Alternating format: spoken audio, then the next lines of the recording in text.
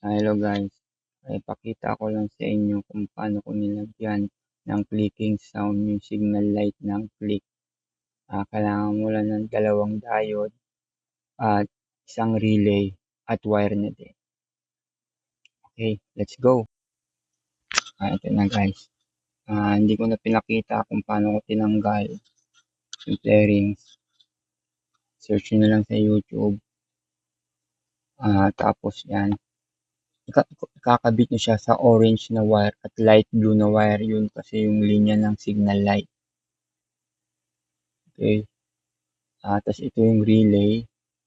Ayan, papansin mo, dalawa lang ang ginamit ko na pin sa kanya. Ayun yun. Ginamitan ko siya ng tools na panghiwalay lang. Hindi ko siya pinutol gamit na lang ito. Para lumabas lang yung wire. So, tapos, ayan na. Ito yung relay. Yung kulay brown na wire, nakarekta yan sa ground. O I mean, nakadikit yan sa ground. Okay. Tapos yung sa dalawa, ayan, pakinggan nyo guys.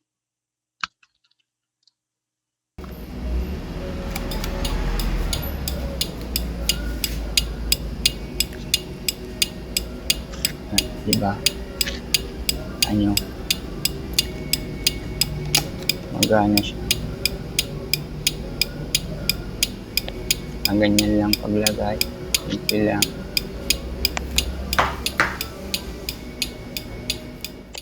Ayan na. Ito na. Na-fix ko na siya. Tinali ko siya or basta para hindi siya umaalok pag umaandar ako. Ito na itsura niya. Send ko na lang yung diagram dito kung paano yung wiring. Guys, ito nga pala yung diagram. Tingnan nyo na lang maigi. Papansinin nyo yung diode na may kulay gray, siya yung nakakonekta sa relay. Yung plain black lang, papunta siyang signal light sa motor.